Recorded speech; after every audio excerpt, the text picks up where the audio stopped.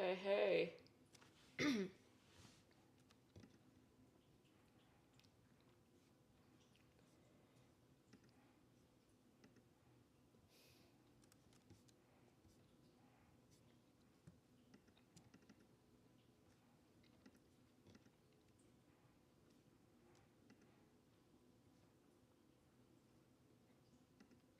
This ceramic model, well now, I know that you are, so you see, well now, I was discussing, we are, so then, I was, so then, some people, let's say, what, the web of, we, another way of talking, to, in exploring everybody, you only had a, now, what do people do? All really, this seminar, we therefore, but let's suppose, so you have, so now, back, I was making a basic, if we, it was a joke, in what,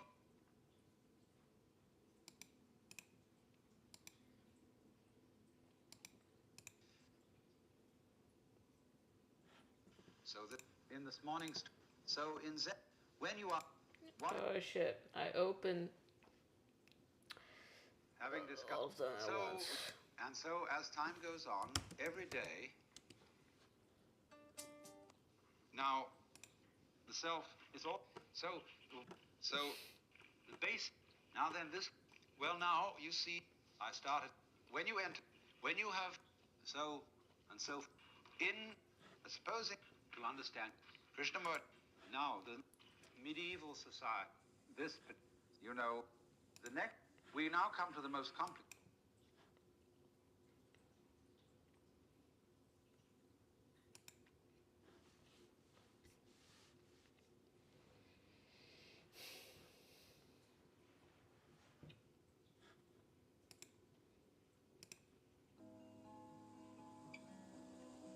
After the death of Socrates, Socratic philosophy went into a decline and fragmented into several pieces. The first of these developments is hedonism, or Epicureanism. And what Epicureanism says is that the happy man is the one that has a great many pleasures, but no corresponding pains. A second alternative fragment of Socratic philosophy is called skepticism, from that Socratic stance of knowing nothing. The third and most important development in Hellenistic philosophy is called Stoicism. And Stoicism is probably the greatest and most interesting achievement of the Hellenistic philosophers. And Stoicism is characterized by a rejection of pleasure as the standard of human happiness and human felicity. Stoicism takes the position that the wise man, the good man, the philosopher, is a man who lives in accordance with nature. He fears only abdicating his moral responsibility. He is not afraid of pain. He is not afraid of death. He is not afraid of poverty. He is not afraid of any of the vicissitudes of the human condition. He fears only that he should let himself down, and that he should be less than a complete human being. According to the Stoics, the only matter of concern to a wise and philosophic individual is the things completely under your control. You can't control the movements of the sun and the planets. You can't control whether a leaky ship sinks or makes it to port. You can't control the weather. You can't control other people. You can't control the society around you. There's only one thing, and one thing only under your control, and that is you, your intentions, your will, yourself. In other words, the wise man, the truly philosophical man, is the man who is entirely in control of his own soul, who takes utter and complete moral responsibility for his actions, and is indifferent to everything else, not because he doesn't care about other people, not because he doesn't care about the felicity of the entire human species, but because it's not under his control. There's no use wondering or worrying about what tomorrow will bring, since tomorrow isn't under your control. Do what's right today, and let tomorrow take care of itself. The Stoic philosopher is the man who has liberated himself from fear. He's not afraid of death. He's not afraid of pain. He's not afraid of other people's dismissal as a fool. The only thing he cares about is that he should meet his moral obligations.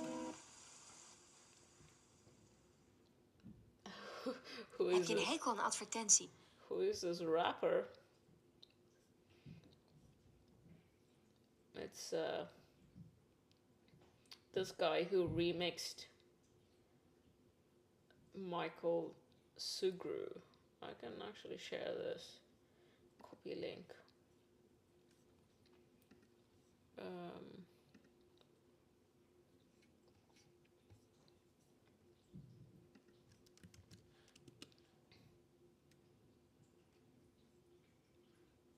it's a wisdom wave. A second alternative fragment of Socratic philosophy is called skepticism, from that Socratic stance of knowing nothing. The third and most important development in Hellenistic philosophy is called Stoicism. And Stoicism is probably the greatest and most interesting achievement of the Hellenistic philosophers. And Stoicism is characterized by a rejection of pleasure as the standard of human happiness and human felicity. Stoicism takes the position that the wise man, the good man, the philosopher, is a man who lives in accordance with nature. He fears only abdicating his moral responsibility. He is not afraid of pain. He is not afraid of death. He is not afraid of poverty. He is not afraid of any of the vicissitudes of the human condition. He fears only that he should let himself down, and that he should be less than a complete human being. According to the Stoics, the only matter of concern to a wise and philosophic individual is the things completely under your control. You can't control the movements of the sun and the planets. You can't control whether a leaky ship sinks or makes it to port. You can't control the weather. You can't control other people. You can't control the society around you. There's only one thing, and one thing only under your control, and that is you, your intentions, your will, yourself.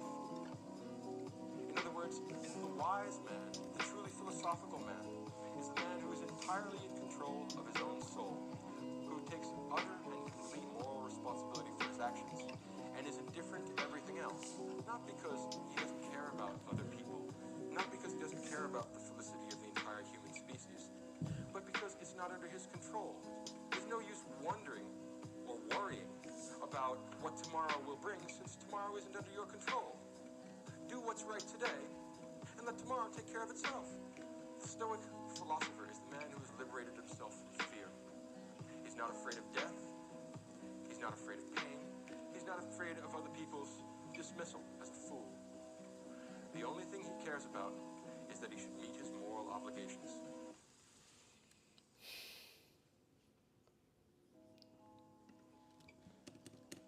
After the death of Socrates, Socratic philosophy went into a decline and fragmented into several pieces. The first of these developments is hedonism, or Epicureanism. And what Epicureanism says is that the happy man is the one that has a great many pleasures, but no corresponding pains. A second alternative fragment of Socratic philosophy is called skepticism, from that Socratic stance of knowing nothing. The third and most important development in Hellenistic philosophy is called Stoicism. And Stoicism is probably There's actually a longer talk from this guy. It's, I think, taken from that talk. Michael, whatever his last name is. I think he was a professor somewhere. That the wise man, the good man, the philosopher, is a man who lives in accordance with nature.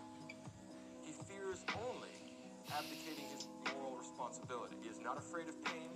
He is not afraid of death. He is not afraid of poverty. He is not afraid of any of the vicissitudes of the human condition. He fears only that he should let himself down, and that he should be less than a complete human being. According to the Stoics, the only matter of concern to a wise and philosophic individual is the things completely under your control. You can't control the movements of the sun and the planets. You can't control whether a leaky ship sinks or makes it to port. You can't control the weather. You can't control other people. You can't control the society around you. There's only one thing, and one thing only under your control, and that is you, your intentions, your will, yourself.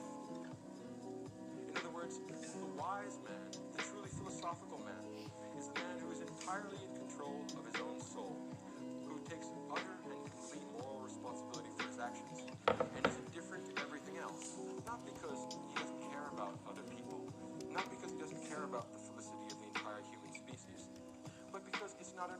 control. There's no use wondering or worrying about what tomorrow will bring, since tomorrow isn't under your control. Do what's right today, and let tomorrow take care of itself. The Stoic philosopher is the man who has liberated himself from fear. He's not afraid of death. He's not afraid of pain. He's not afraid of other people's dismissal as a fool. The only thing he cares about is that he should meet his moral obligations.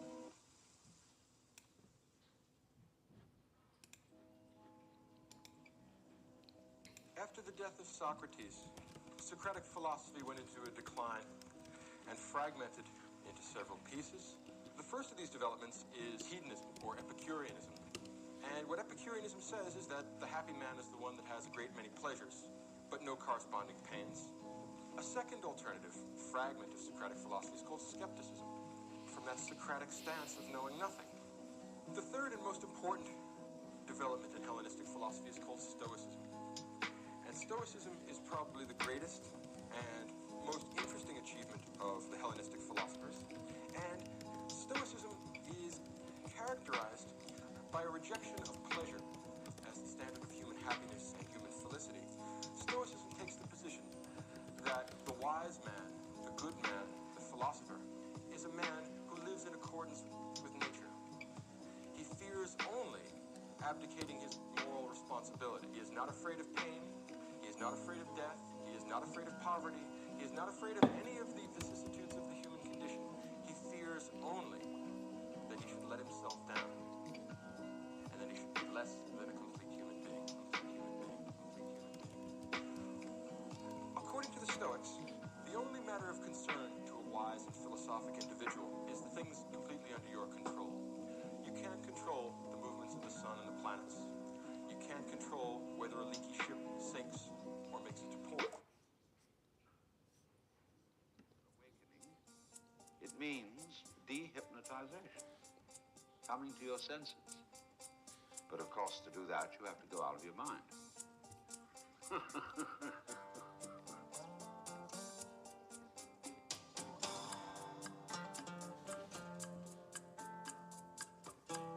Sounds True presents Out of Your Mind, essential listening from the Alan Watts audio archives. Many of these lectures were recorded during the late 1960s in the home of Alan Watts, an old ferry boat in Sausalito, California.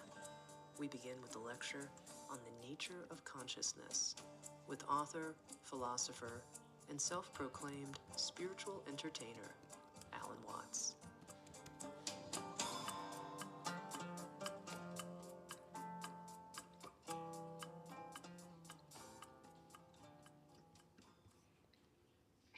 I find it a little difficult to say what the subject matter of this seminar is going to be, because it's too fundamental to give it a title. I'm going to talk about what there is. Now, the first thing, though, that we have to do is to get our perspectives with some background about the basic ideas which, as Westerners living today in the United States, influence our everyday common sense, our fundamental notions about what life is about. And there are historical origins for this which influence us more strongly than most people realize. Ideas of the world which are built into the very nature of the language we use and of our ideas of logic and of what makes sense altogether. And these basic ideas I call myth, not using the word myth to mean simply something untrue, but to use the word myth in a more powerful sense. A myth is an image in terms of which we try to make sense of the world. And we at present are living under the influence of two very powerful images, which are, in the present state of scientific knowledge, inadequate. And one of our major problems today is to find an adequate, satisfying image of the world. Well, that's what I'm going to talk about. And I'm going to go further than that, not only what image of the world to have, but how we can get our sensations and our feelings in accordance with the most sensible image of the world that we can manage to conceive. All right, now, the two images which we have been working under for 2,000 years and maybe more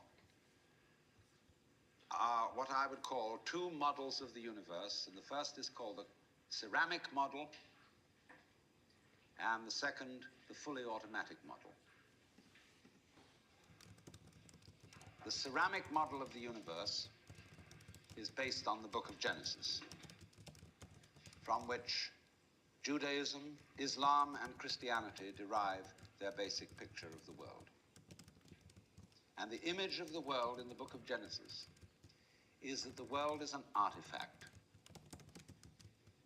It is made. As a potter takes clay and forms pots out of it, or as a carpenter takes wood and makes tables and chairs out of it. Don't forget, Jesus is the son of a carpenter and also the Son of God. So the image of God and of the world is based on the idea of God as a technician, potter, carpenter, architect, who has in mind a plan and who fashions the universe in accordance with that plan.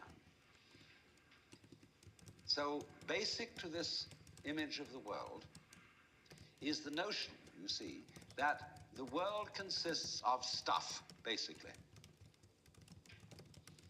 Primordial matter, substance, stuff, as pots are made of clay. And the potter imposes his will on it and makes it become whatever he wants. And so in the book of Genesis, the Lord God creates Adam out of the dust of the earth. In other words, he makes a clay figurine, and then he breathes into it, and it becomes alive, because the clay becomes informed. By itself, it is formless. It has no intelligence, and therefore it requires an external intelligence and an external energy to bring it to life and to put some sense into it. And so in this way, we inherit a conception of ourselves as being artifacts, as being made, and it is perfectly natural in our culture for a child to ask its mother, how was I made? Or who made me?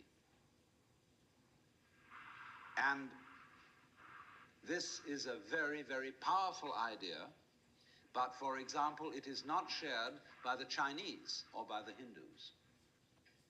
A Chinese child would not ask its mother, how was I made? A Chinese child might ask its mother, how did I grow? Which is an entirely different procedure from making. You see, when you make something, you put it together, you arrange parts, or you work from the outside to the in, as a sculptor works on a stone, or as the potter works on clay. But when you watch something growing, it works in exactly the opposite direction. It works from the inside to the outside. It expands, it burgeons, it blossoms, and it happens all over itself at once. In other words, the original simple form, say, of a living cell in the womb, progressively complicates itself. And that's the growing process, and it's quite different from the making process. And so there is, for that reason, a fundamental difference between the made and the maker. And this ceramic model of the universe originated in cultures where the form of government was monarchical, and where, therefore, the maker of the universe was conceived also at the same time in the image of the king of the universe.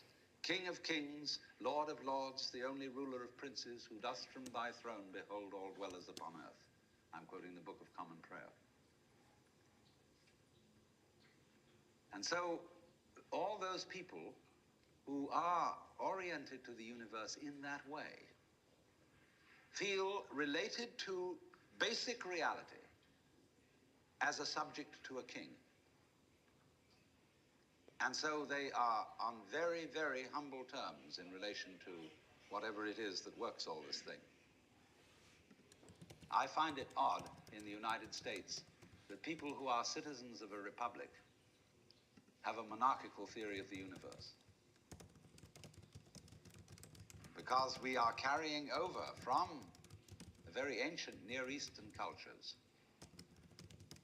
the notion that the Lord of the universe must be respected in a certain way. People kneel, people bow, people prostrate themselves.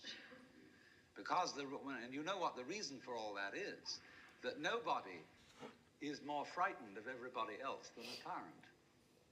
He sits with his back to the wall, and his guards on either side of him. And he has you face downwards on the ground because you can't use weapons that way.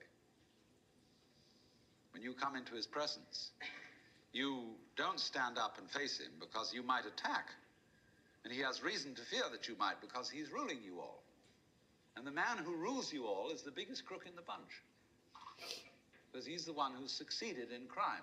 The other people are pushed aside because the criminals, the people we lock up in jail, are simply the people who didn't make it. So naturally, the real boss sits with his back to the wall and his henchmen on either side of him. And so when you design a church, what does it look like? Catholic church with the altar as it used to be. It's changing now because the Catholic religion is changing. But the Catholic church has the altar with its back to the wall at the east end of the church. And there, the altar is the throne, and the priest is the chief vizier of the court, and he is making obeisance to the throne in front, but there is the throne of God, the altar. And all the people are facing it and kneeling down. And a great Catholic cathedral is called a basilica, from the Greek basileus, which means king. So a basilica is the house of a king.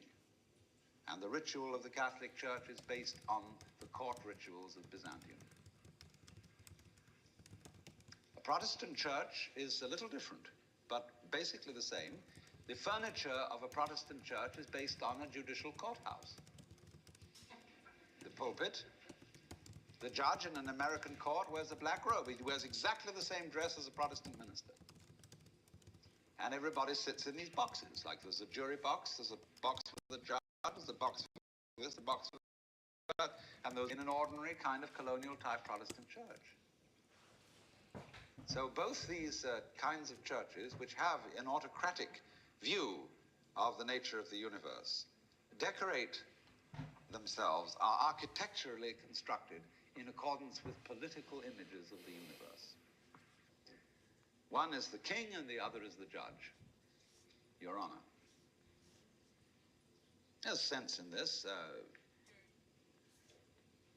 When in court you have to refer to the judge as Your Honor, it stops the people engaged in litigation from losing their tempers and getting rude. There's a certain sense to that. But when you want to apply that image to the universe itself, to the very nature of life, it has limitations. For one thing, the idea of a difference between matter and spirit. This idea doesn't work anymore. Long, long ago, physicists stopped asking the question, what is matter? They began that way. They wanted to know, what is the fundamental substance of the world? And the more they asked that question, the more they realized they couldn't answer. Since yesterday. Because if you're going to say what Yeah, I was matter doing is, something else in the morning, you've got to describe it in but I terms thought of about it, so that's the progress. That is to say, in terms of form. I thought about it You tell in terms what of it does. how I want to set things up for about half an hour, Shapes of it. like in the afternoon. but I atoms, didn't write any code. electrons, So protons, mesons, this is pretty much all sorts of the sub-nuclear continuity particles. since last night. But you never arrive at the basic stuff, because there isn't any. What happens is this: stuff is a word for the world as it looks when our eyes are out of focus, fuzzy. Stuff, the idea of stuff is that it's undifferentiated, it's some kind of a goo. Hmm? And when your eyes are not in sharp focus, everything looks fuzzy. When you get your eyes into focus, you see a form, you see a pattern. And so all that we can talk about is patterns. So the picture of the world in the most sophisticated physics of today is not formed stuff, potted clay, but pattern. A self-moving, self-designing pattern, a dance. And we haven't yet, our common sense as individuals hasn't yet caught up with this. Well, now, in the course of time, in the evolution of Western thought, the ceramic image of the world ran into trouble and changed into what I call the fully automatic model or image of the world. In other words, Western science was based on the idea that there are laws of nature. And it got that idea from Judaism and Christianity and Islam. That, in other words, the potter, the maker of the world, in the beginning of things, laid down the laws. And the law of God, which is also the law of nature, is called the Logos. And in Christianity, the Logos is the second person of the Trinity, incarnate as Jesus Christ, who thereby is the perfect exemplar of the divine law.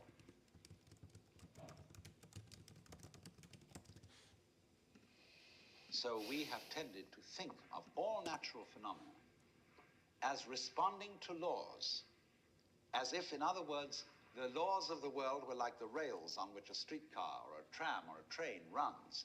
And these things exist in a certain way, and all events respond to these laws. You know that limerick, there was a young man who said, "Damn, for it certainly seems that I am a creature that moves in determinate grooves. I'm not even a bus, I'm a tram." So here's this idea that there's a kind of a plan, and everything responds and obeys that plan. Well, in the 18th century, Western intellectuals began to suspect this idea. And what they suspected is whether there is a lawmaker, whether there is an architect of the universe. And they found out, or they reasoned, that you don't have to suppose that there is. Why? Because the hypothesis of God does not help us to make any predictions.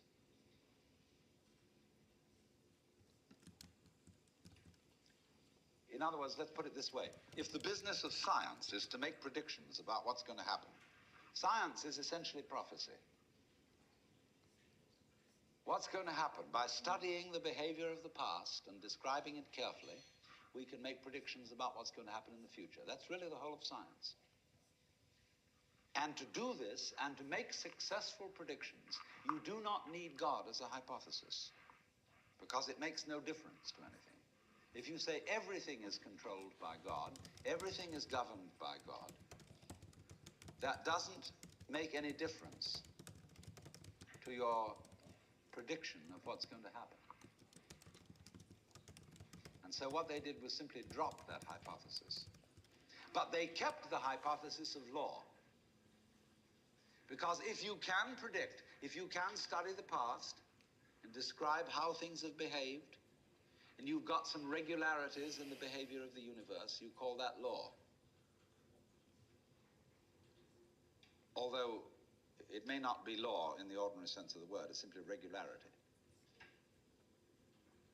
And so what they did was they got rid of the lawmaker and kept the law.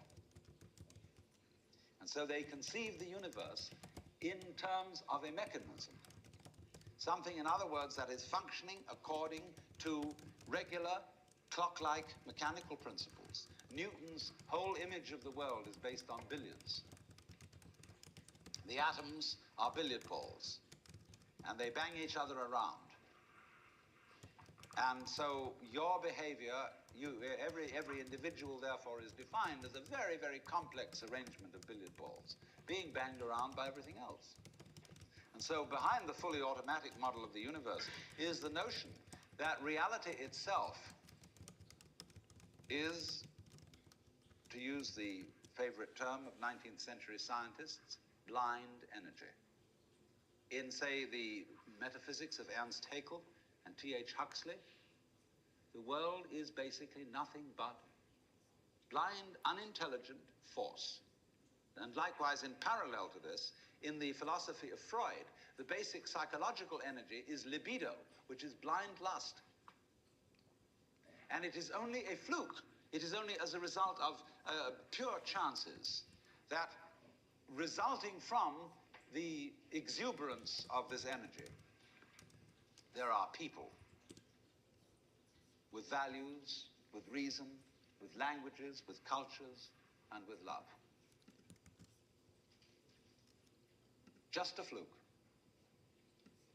Like, 1,000 monkeys typing 1,000 typewriters for 1,000,000 years will eventually type the Encyclopedia Britannica. And, of course, the moment they stop typing the Encyclopedia Britannica, they will relapse into nonsense. And so in order that that shall not happen, because you and I are flukes in this cosmos, and we like our way of life, we like being human, if we want to keep it, say these people, we've got to fight nature, because it'll turn us back into nonsense the moment we let it. And so we've got to impose our will upon this world as if we were something completely alien to it from outside.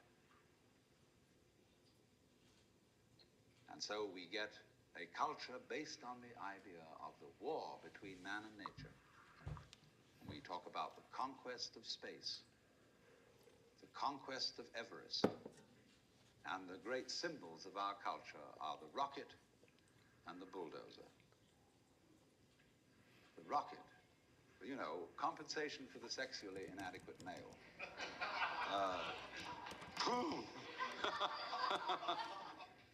So we're going to conquer space.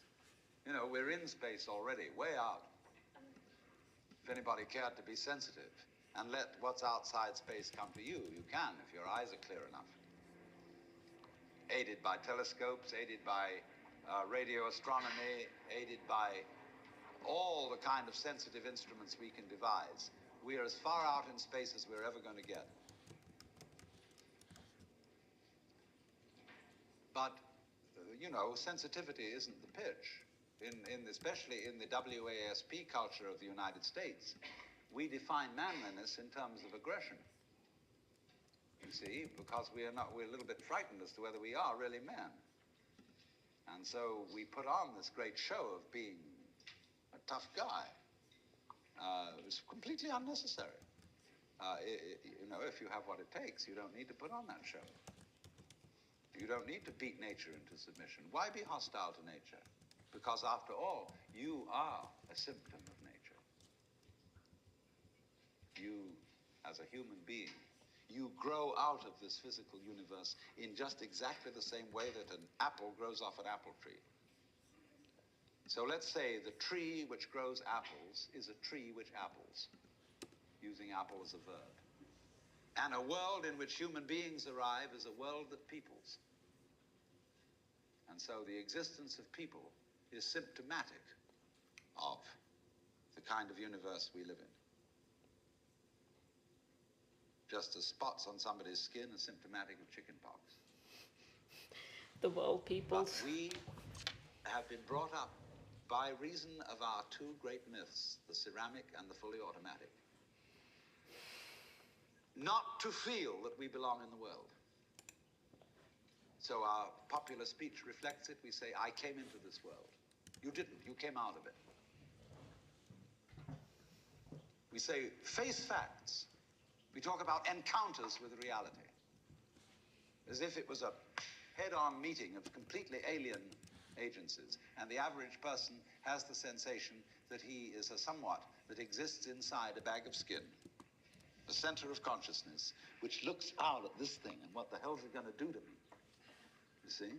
I recognize you. You kind of look like me, and I've seen myself in a mirror, and you look like you might be people. So maybe you're intelligent, maybe you can love too. And perhaps you're all right. Some of you are anyway. If you've got the right color of skin, or you have the right religion, or whatever it is, you're okay. But there are all those people over in Asia and Africa, and they may not really be people. When you want to destroy someone, you always define them as unpeople. Not really human. Monkeys may be, idiots may be, machines may be, but not people. But we have this hostility to the external world because of the superstition, the myth, the absolutely unfounded theory that you yourself exist only inside your skin. Now, I want to propose another idea altogether. You know, there are astronomers that say there was a primordial explosion, an enormous bang millions of years ago, billions of years ago, which flung all the galaxies into space. Well, let's take that just for the sake of argument and say that was the Hey, church. It's like you took a bottle of ink. Yeah, it was a And good session of riding and walking earlier. And all that ink spreads. So that And was in the fun middle, it's dense, for isn't it? me as well. And as it gets out on the edge, the little droplets are finer and finer and make more complicated patterns. See? So in the same way, there was a big bang in the beginning of things, and it spread. What's the And name you of the and I, speaker? sitting here in this Alan room, Watts. complicated human beings are way, way out on the fringe of that bang. We're the complicated little patterns on the end of it. Very interesting. Alan Watts. But so we Self-proclaimed spiritual entertainer. inside your skin. You define yourself as one very complicated little curlicue, way out on the edge of that explosion, way out in space and way out in time. Billions of years ago, you were a big bang. But now you're a complicated human being. And then we cut ourselves off like this and don't feel that we're still the Big Bang. But you are. Depends how you define yourself. You are actually, if this is the way things started, if there was a Big Bang in the beginning, you're not something that is a result of the Big Bang. On the end Had so many of the sound process, bits. you are still Oh yeah. the process. He's pretty out there. See, when I meet you, I see not just what you define yourself as, Mr. So-and-so, Miss So-and-so, Mrs. So-and-so. I see every one of you as the primordial energy of the universe coming on at me in this particular way. I know I'm that too. But we've learned to define ourselves as separate from it. And so what I would call a kind of a basic problem we've got to go through first is to understand that there are no such things as things. That is to say, separate things or separate events. That is only a way of talking.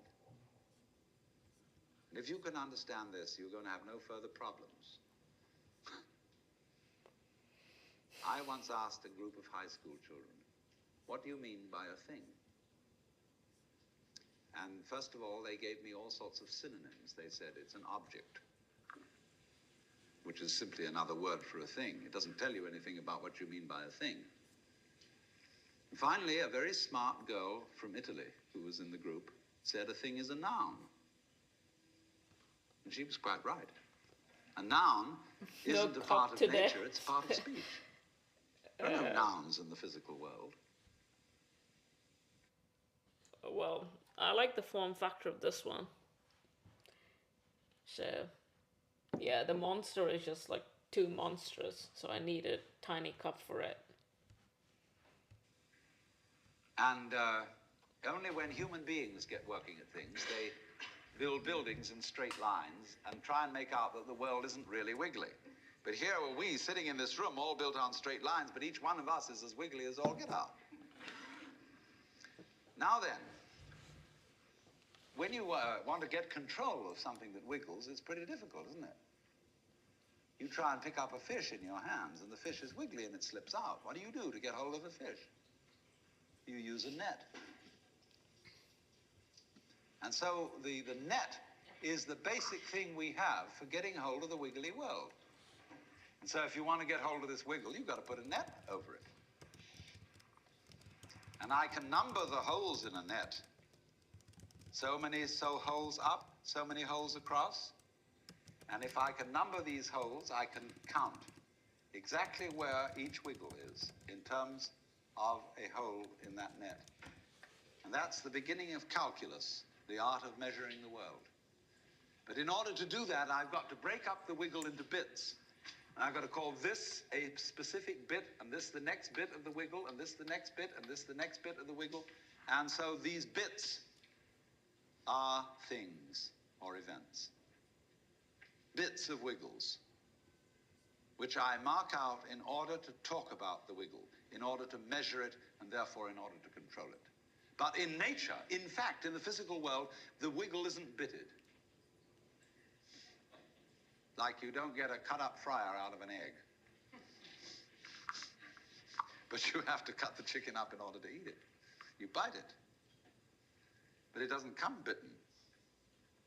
So the world doesn't come thinged. It doesn't come evented.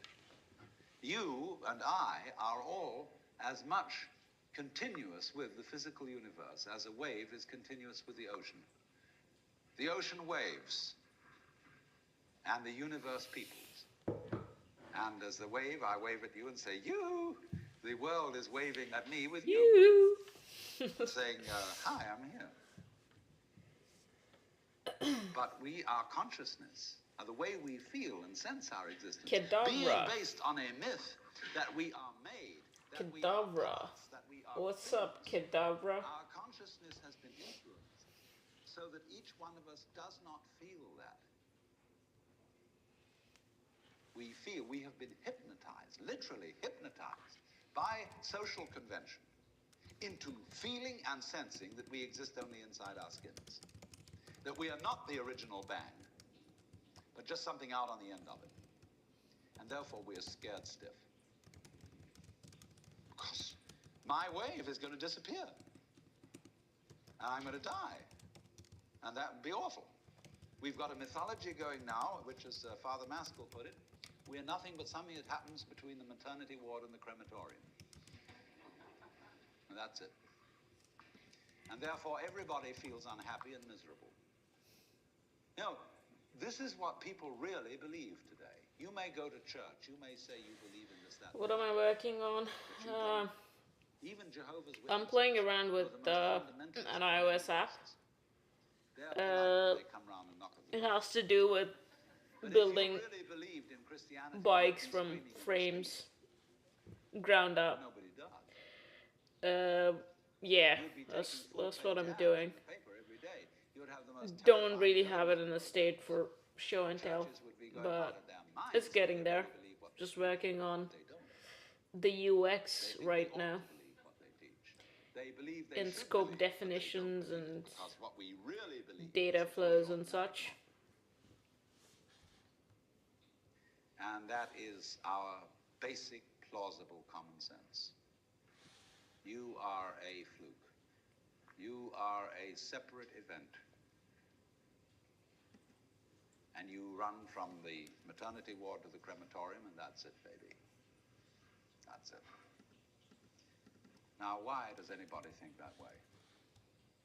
There's no reason to, because it isn't even scientific. It's just a myth. And it's invented by people who wanted to feel a certain way. They want to play a certain game. See, the game of God got embarrassing. The idea of God as the potter, the architect of the universe, is good. And it makes you feel that life is, after all, important. There is someone who cares. It has meaning, it has sense, and you are valuable in the eyes of the Father. GB Studio? What's but that? after a while, it gets embarrassing. And you realize that everything you do is being watched by God. He knows your tiniest, inmost feelings and thoughts, and you say after a while, quit. Oh yeah, that looks cool. GB Studio looks cool. Drag and drop retro game creator for your favorite handheld video game system.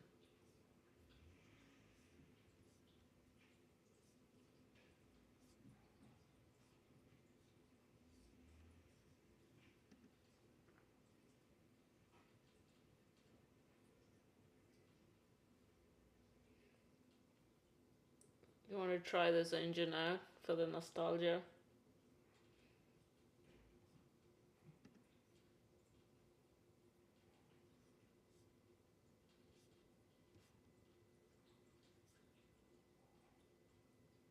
Last Comet, last week.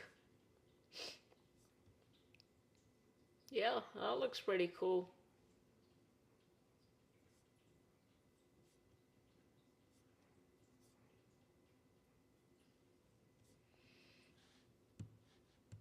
And you only go on if the game is worth the candle. Game Boy. Now, the universe has been going on for an incredible long time. Have I ever developed a game? I never really got into game development, but I would say the last I did was I got the classic old school Snake game to run on a Raspberry Pi using Swift. So that was kind of fun. It was like a roundabout way to do stuff, but I was just trying to get Swift with the Linux variant to work on Raspberry Pi, and that was like, okay, cool, but yeah, there's not much novelty in it. But yeah, no, I never really got into game dev stuff or whatever. But yeah. Headed people. That was a very convenient theory when the European American world was colonizing the natives everywhere else. They said, we are the end product of evolution, and we're tough. See, I'm a big, strong guy because I face facts, and life is just a bunch of junk, and I'm going to impose my will on it and turn it into something else, you see. And I'm real hard. See, that's a way of flattering yourself. And so it has become academically plausible and fashionable.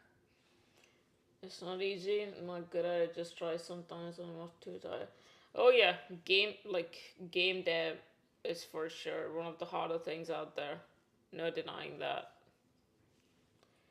No denying that.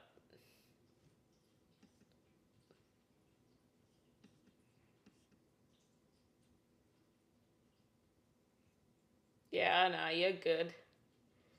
Your English is better than my Italian, so yeah.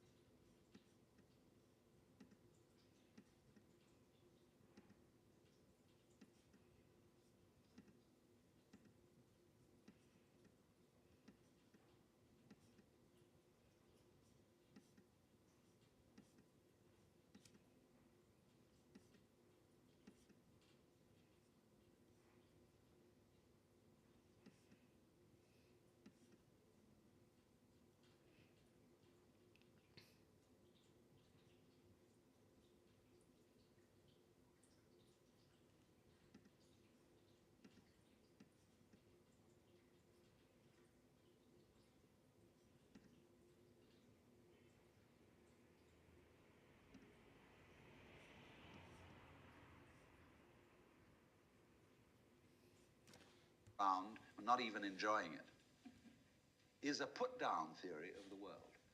People who had an advantage to make, a game to play by putting it down, and making out that because they put the world down, they were a superior kind of people. So that just won't do. We've had it. Because if you seriously go along with this idea of the world, you're what is technically called alienated. You feel hostile to the world. You feel that the world is a trap.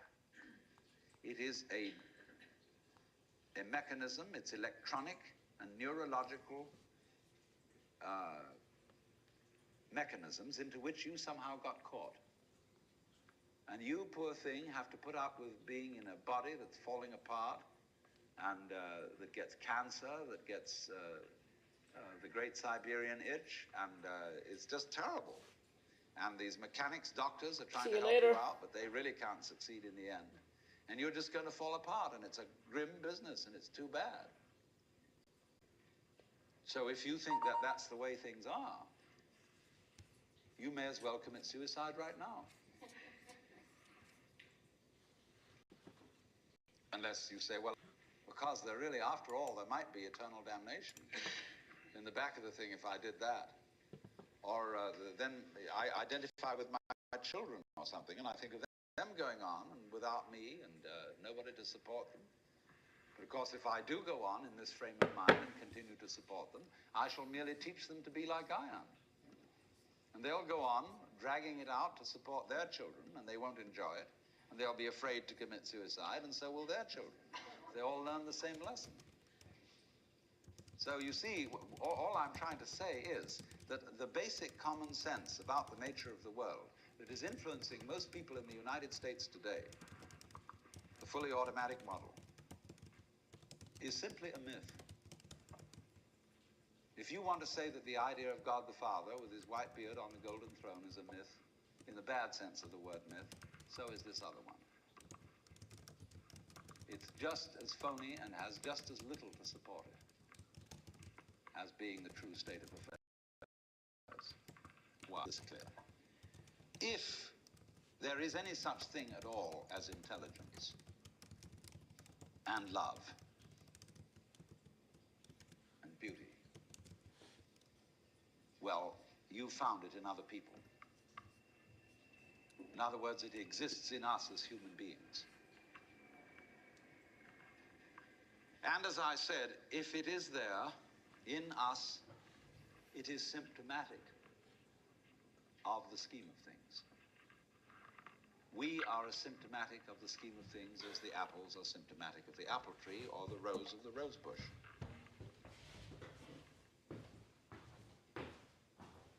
The earth is not a big rock infested with living organisms any more than your skeleton is bones infested with cells. The earth is geological, yes, but this geological entity grows people. And our existence on the earth is a symptom of the solar system and its balances, as much as the solar system in turn is a symptom of our galaxy.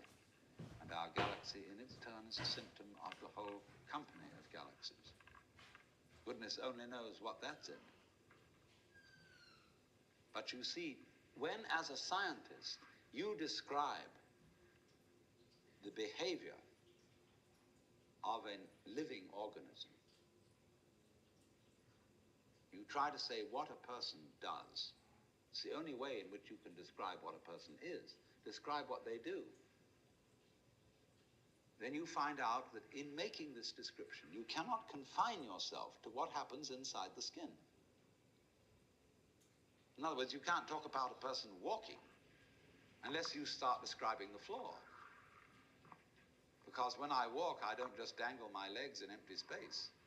I move in relationship to a room. And so in order to describe what I'm doing when I'm walking, I have to describe the room. I have to describe the territory. So in describing my talking at the moment, I can't describe this just as a thing in itself, because I'm talking to you. And so what I'm doing at the moment is not completely described unless you're being here. So if that is necessary, if in other words, in order to describe I have to describe your behavior and the behavior of the environment, it means that we've really got one system of behavior. That what I am involves what you are. I don't know who I am unless I know who you are. And you don't know who you are unless you know who I am. There was a wise rabbi once said, Oh, wow. if I am I because you are you, and you are you because I am I, then I am not I and you are not you. Oh, yeah, already In other ate. words, we're not separate. We define each other. We're all backs and fronts to each other. You know, Dinner is done. But skier desert is not done. That's become part of the process. all of us and each other are interdependent systems. We know who we are in terms of other people. We all lock together.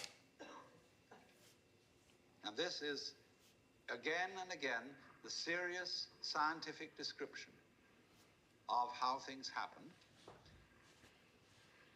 And any good scientist knows, therefore, that what you call the external world is as much you as your own body. Your skin doesn't separate you from the world. It's a bridge through which the external world flows into you, and you flow into it. Surinamese roti Just, for chicken example, curry as the with whirlpool in potato. water. You Yeah, can say because you have a classic. skin, you have a definite shape. But you have also a definite skier form, for later. right? Here Yeah. is a flow of water, and suddenly it does a whirlpool. I have one And it goes on. tiny bucket of skier The left. whirlpool is a I definite need form, to but no water stays put in it. I need to The whirlpool. restock for the weekend and the next week.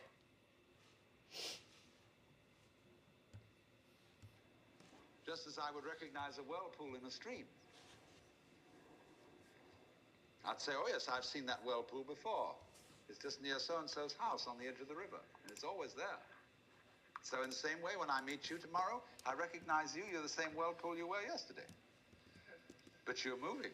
The whole world is moving through you. All the cosmic rays, all the food you're eating, the stream of steaks and milk and eggs and everything is just flowing right through you. When you're wiggling the same way, the world is wiggling, the stream is wiggling you. But the problem is, you see, we haven't been taught to feel that way. The myths underlying our culture and underlying our common sense have not taught us to feel identical with the universe, but only parts of it, only in it, only confronting it, aliens. And we are, I think, quite urgently in need of coming to feel that we are the eternal universe, each one of us. Otherwise, we're going to go out of our heads. We're going to commit suicide, collectively, with courtesy of H-bombs. And, all right, supposing we do, well, that will be that, and it'll be life making experiments on other galaxies. Maybe they'll find a better game.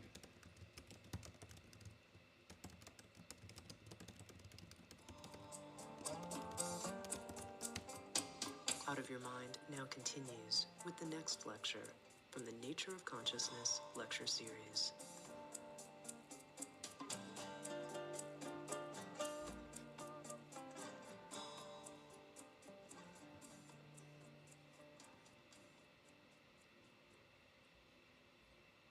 Well, now, I was discussing two of the great myths or models of the universe which lie in the intellectual and psychological background of all of us. The myth of the world as a political, monarchical state in which we are all here on sufferance as subjects of God, in which we are made artifacts who do not exist in our own right. God alone, in the first myth, exists in his own right. And you exist as a favor. And you ought to be grateful. It's like your parents come on and say to you, maybe, look at all the things we've done for you, all the money we spent to send you to college, and you turn out to be a beatnik. You're a wretched, ungrateful child. And you're supposed to say, sorry, but I really am. But you're definitely in the position of being on probation. So that idea of the royal God, the King of Kings and the Lord of Lords, which we inherit from the political structures of the Tigris-Euphrates cultures and from Egypt, the Pharaoh, Amenhotep IV, is probably, as Freud suggested, the original author of Moses' monotheism. And certainly the Jewish law code comes from Hammurabi in Chaldea. And these men lived in a culture where the pyramid and the ziggurat is a Chaldean version of the pyramid, indicating somehow a hierarchy of power from the boss all the way down. And God, in this first myth that we've been discussing, the ceramic myth, is the boss. And the idea of God is that the universe is governed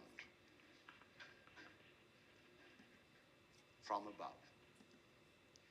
But you see, this parallels and goes hand in hand with the idea that you govern your own body. That the ego, which lies somewhere between the ears and behind the eyes in the brain, is the governor of the body. And so we can't understand a system of order, a system of life in which there isn't a governor. O Lord, our governor, how excellent is thy name in all the world. But supposing, on the contrary, there could be a system which doesn't have a governor. That's what we are supposed to have in this society. We are supposed to be a democracy and a republic. And we are supposed to govern ourselves. And yet, as I said, it's so funny that Americans can be politically Republican. I don't mean Republican in the party sense. And yet, religiously monarchical. It's a real strange contradiction. So what is this universe? Is it a monarchy? Is it a republic? Is it a mechanism or an organism?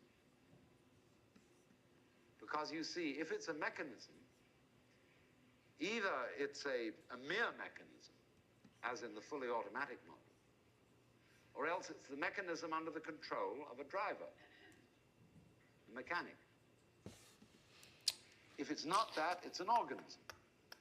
And an organism is a thing that governs itself.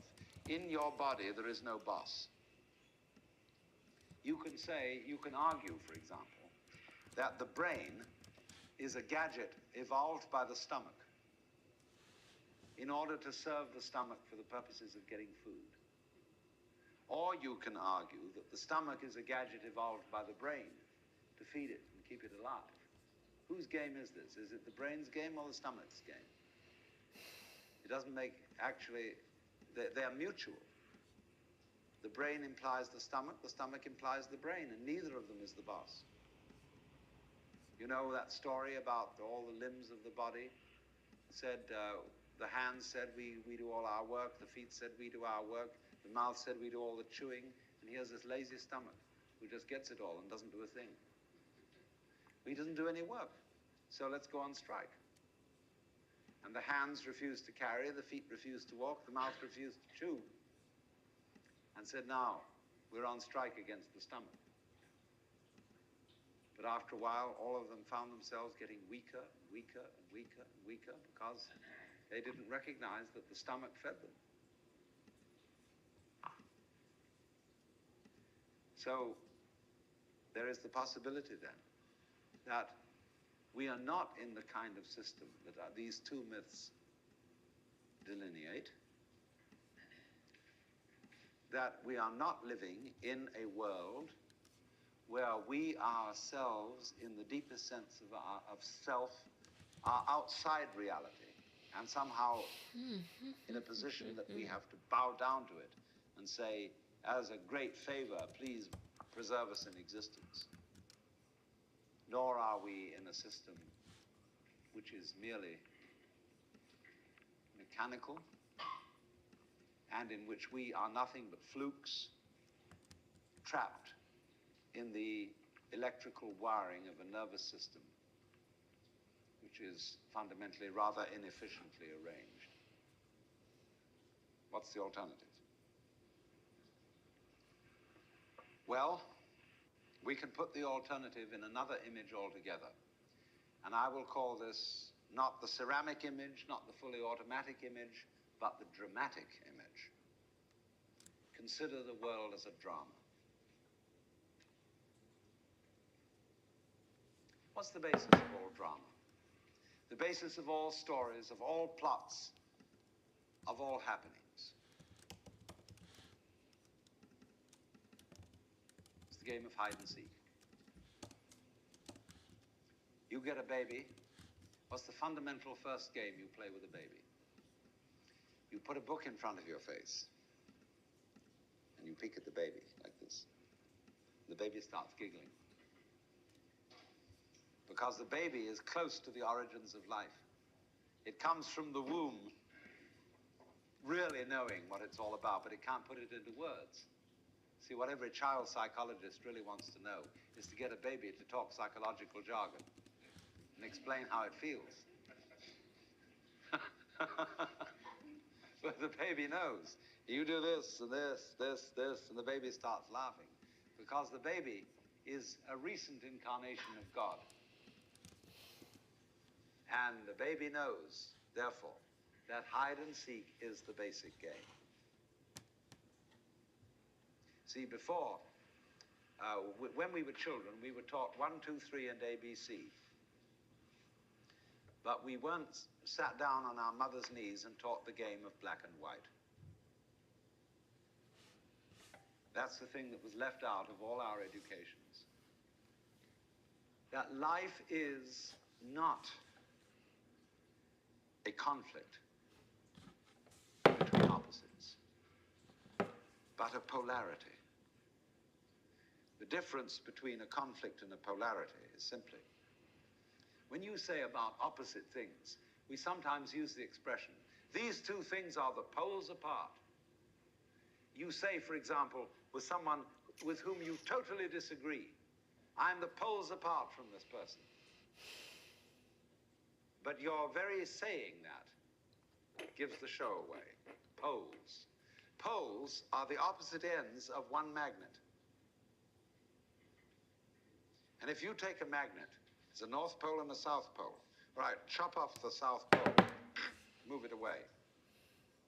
The piece you've got left creates a new south pole.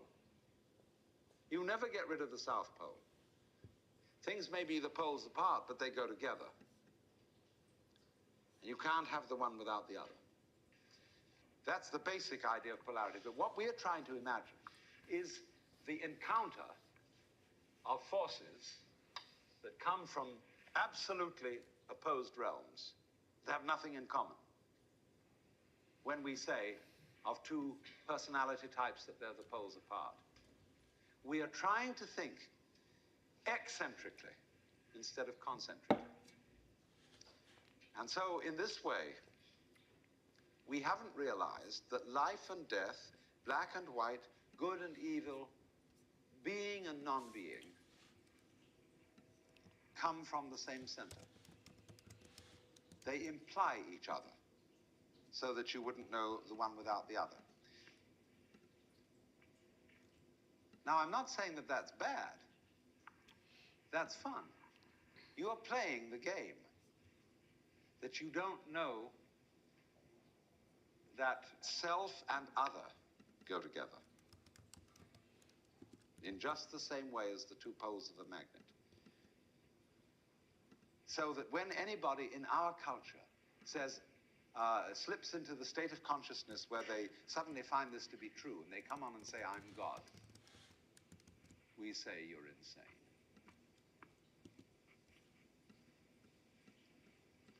Now, it's very difficult. You can very easily slip into the state of consciousness where you feel you're God.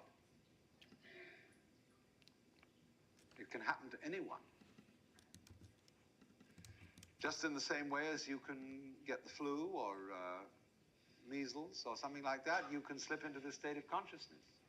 When you get it, it depends upon your background and your training as to how you're going to interpret it. If you've got the idea of God that comes from popular Christianity, God as the governor, the political head of the world, and you think you're God, then you say to everybody, well, you should bow down and worship me.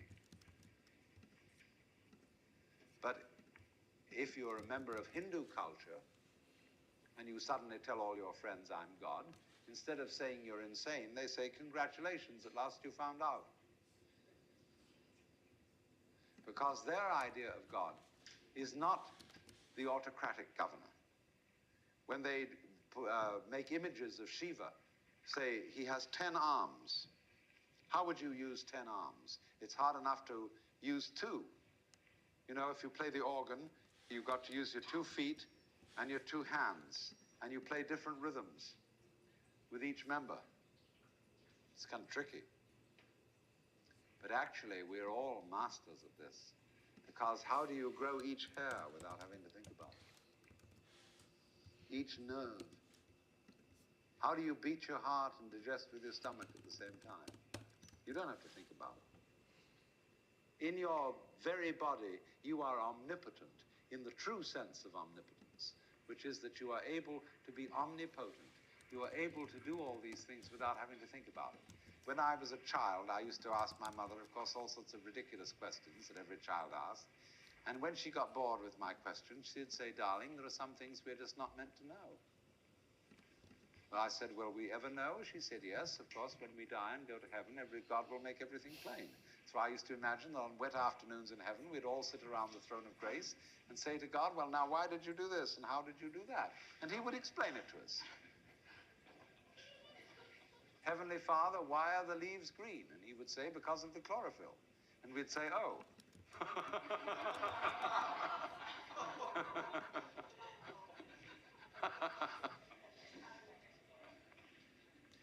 But in the Hindu universe, you would say to God, how did you make the mountains? And he would say, well, I just did it. Because what you're asking me for, when you ask me how did I make the mountains, you're asking me to describe in words how I made the mountains. And there are no words which can do this. Words cannot tell you how I made the mountains any more than I can drink the ocean with a fork. A fork may be useful for sticking into a piece of something and eating it, but it is no use for imbibing the ocean. It would take millions of years. So it would take millions of years. In other words, you would be bored with my description long before I got through it, if I put it to you in words. Because I didn't create the mountains with words. I just did it. Like you open and close your hand. You know how to do this, but can you describe in words how you do it? But you do it. You are conscious, aren't you? Do you know how you manage to be conscious? Do you know how you beat your heart? Can you say in words, explain correctly how this is done? You do it, but you can't put it into words. Because words are too clumsy. And yet you manage this expertly for as long as you're able to do it.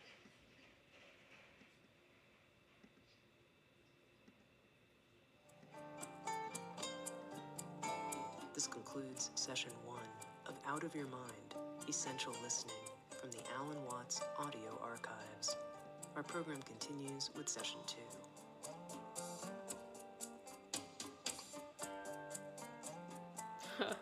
Yeah, out of your mind.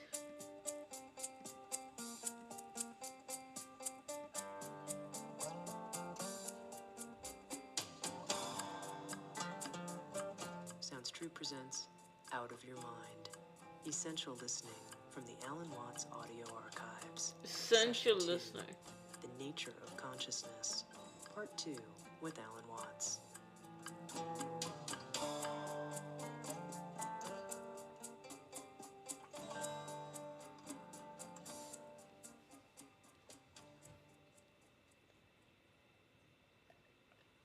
We are playing a game. And the game runs like this. The only thing you really know is what you can put into words. Let's suppose I love some girl rapturously. And somebody says to me, would you really love her? Or how am I going to prove this? Well, I say, write poetry. Tell us all how much you You love can't her. control Then the we'll weather. believe you. You can't control other So people. if I'm an You artist- can't control the society around you. There's only one thing, and one thing only under your control, and that is you, your intentions, your will, yourself. In other words, the wise man, the truly philosophical man, is the man who is entirely in control of his own soul, who takes utter and complete moral responsibility for his actions, and is indifferent to everything else, not because he doesn't care about other people, not because he doesn't care about the felicity of the entire human species, but because it's not under his control. There's no use wondering or worrying about what tomorrow will bring, since tomorrow isn't under your control. Do what's right today, and let tomorrow take care of itself. The Stoic philosopher is the man who has liberated himself from fear. He's not afraid of death. He's not afraid of pain. He's not afraid of other people's dismissal as a fool. The only thing he cares about is that he should meet his moral obligations. Sta ik echt open? Open voor de wereld.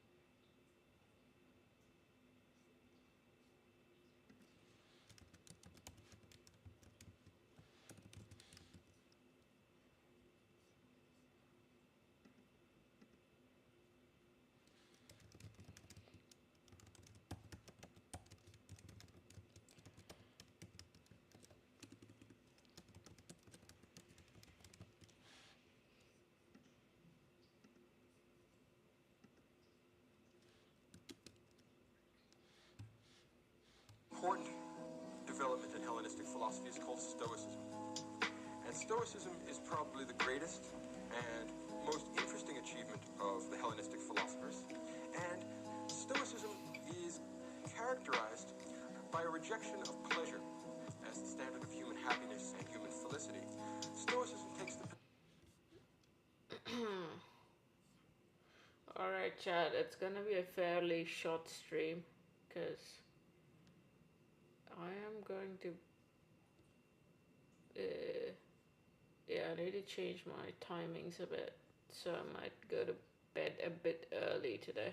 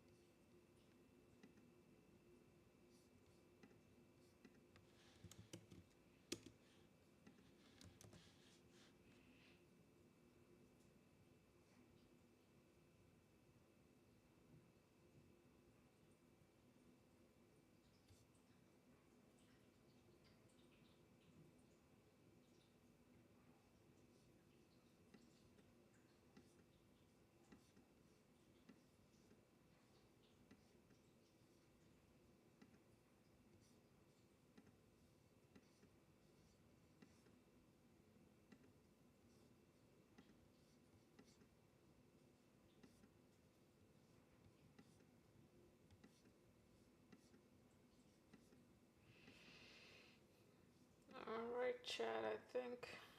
Yeah, I still need to flush out the UX details of a bunch of stuff, but we're getting there. Uh, anyway, that's it for today. See you tomorrow, chat. Until then, peace.